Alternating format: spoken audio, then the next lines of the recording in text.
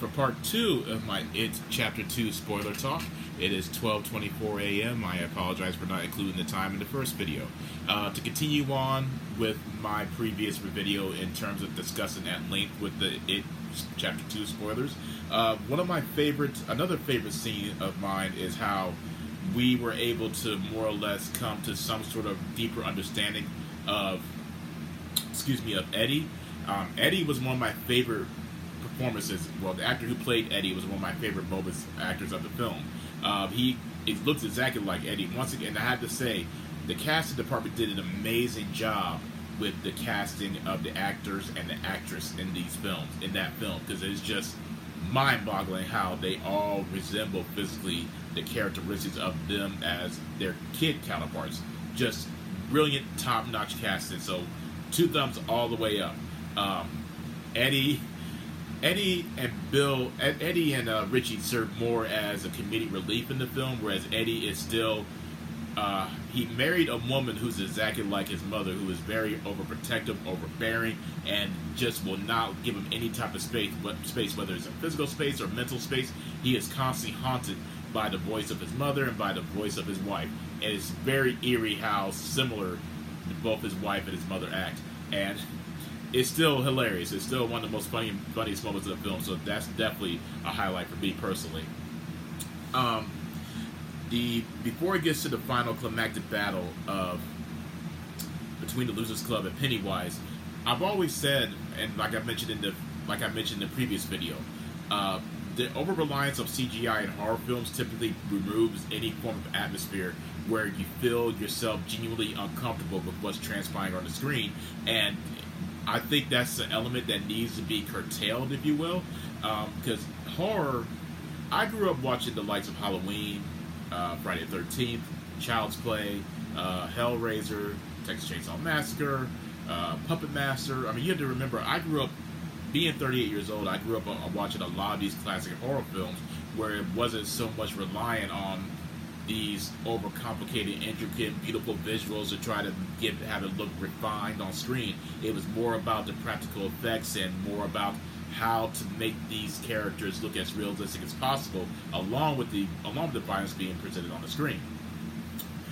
With that said, I thought another creepy element was when, again, this is spoiler talk, folks. Another creepy element was the scene where, before they get to Pennywise, the decapitated head of Stanley emerges from the refrigerator, and the refrigerator scene is a callback to how Patrick Hofstadter, one of Henry Bauer's friends, used to capture animals and put animals in the refrigerator and let them suffer, let them starve to death and die of hypothermia. One of the most disturbing parts of the book in and of itself. I hated that part of the book. I hate any film or any book that talks about animal abuse, as most people who know me personally knows that I have a cat. So any type of animal cruelty really does get to me. So I hate that part of the book. It's very chilling and disturbing. Hate it. But when the head of Stanley starts mutating into a spider, basically, it's very creepy, and you can tell it was done very realistically, and I think it was a lot. I think some puppetry was involved. It was also a reference to John Carpenter's The Thing as well, where it was just a bloody mess of a spider emerging because of this alien entity. But either way, that's either near here nor there. That scene was very creepy, and it was done so brilliantly, and I felt chills as I'm watching this spider. Because me personally, I don't necessarily have a fear of spiders, but just the way the spider was scurrying around as a human head was just very, very unsettling and disturbing. What else is there to discuss in terms of spoilers?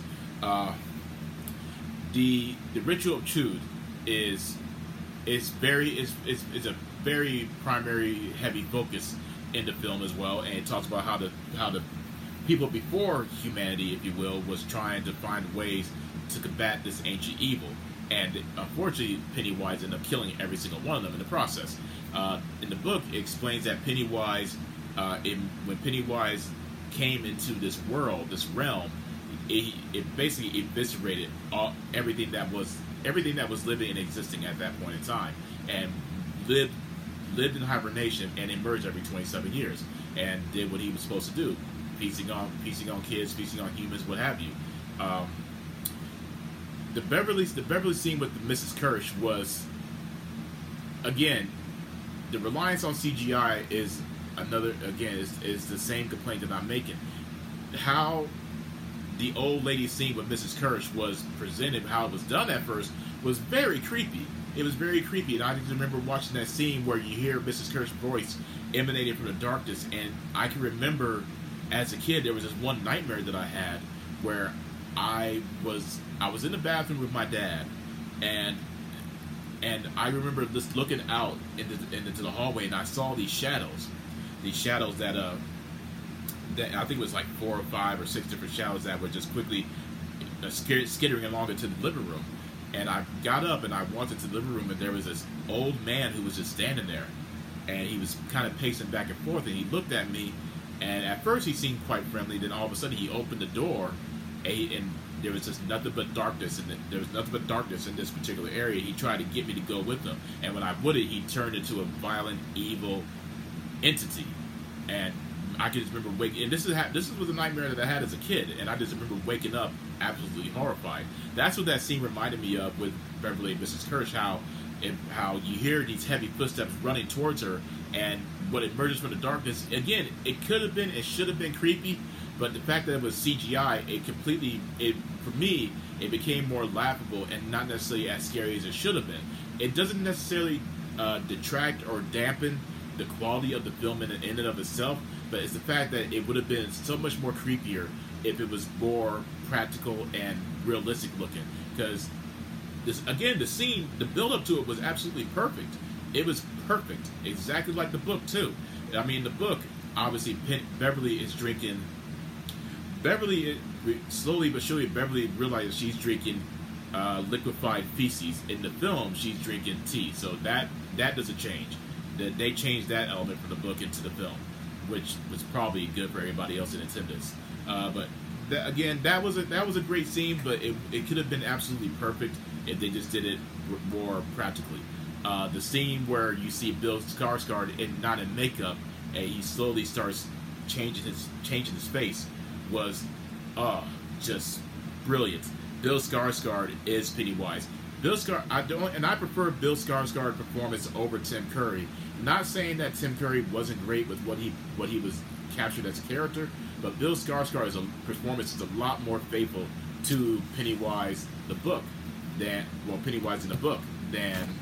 I felt Tim Curry was. Again, this is just my opinion. I'm sure there are plenty of people who are going to disagree with me on that, and that's fine. And that's fine too. But I just prefer Bill Skarsgård's performance over this one, over Tim Curry's. He just has more of a menacing, mysterious, brooding, and charismatic nature compared to what Tim Curry was acting as. Again, Tim Curry was hindered because of the time period the film was made. Obviously, they couldn't go into as much detail and horrific nature compared to what they did with this one in particular. So either way, they're both great in their own way, and that's what makes it special. You can find something that you really love in both actors, in my opinion, and even in the miniseries in these recent films.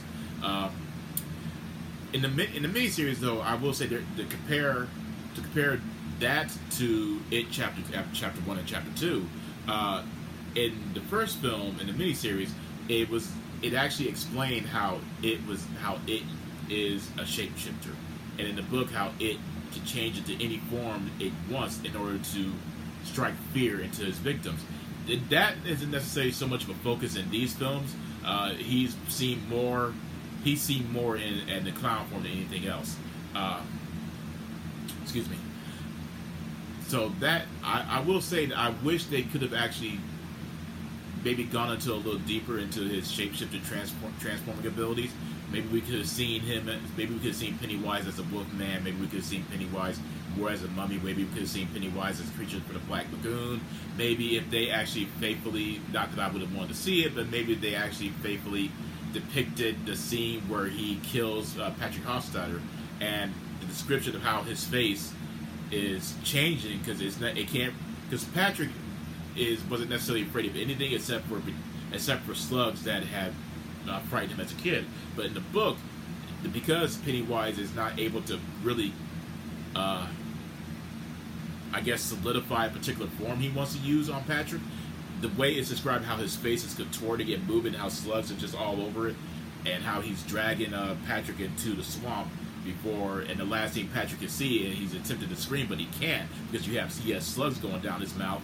Is Pennywise? He's managed to look up one more time, and before he knows it, Pennywise is feasting on him. One of the most horrifying moments in the book, but couldn't feel too much sympathy for Patrick. But either way, hey, that would have been cool to see on a film, minus the whole animal cruelty. Another element that I will say I didn't like in the book, I didn't like the ending. The ending in the film is so much better because I hated the fact that in the book that the Losers Club, after they killed Pennywise, they started to forget about Derry, they started to forget about each other, and I felt that was too depressing.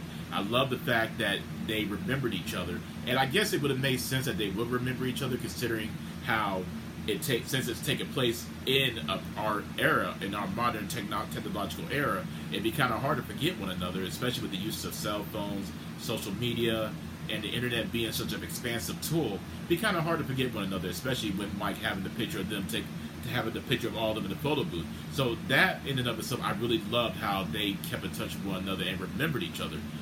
Again, I would have preferred that part of the book, but I would have preferred it. I would prefer that the book ended like that, but I will definitely take the film ending of this. I will definitely take the film ending. I absolutely will, because that it was much more of a happier moment than anything else. And the fact that they remembered each other and kept in touch with one another and read Stanley's letter makes it. It wasn't so much of a bittersweet ending. It was a very beautiful and happy ending, and that's with the exception of Eddie not being there and dying alone, which is depressing which is depressing as well. The fact that Eddie died alone in the Nabel house as it collapsed upon him, and he didn't have anyone around him afterwards. It's just a depressing moment. But I will definitely take this ending over the book. But I think that's about it as far as the discussion is going when it comes to the spoilers.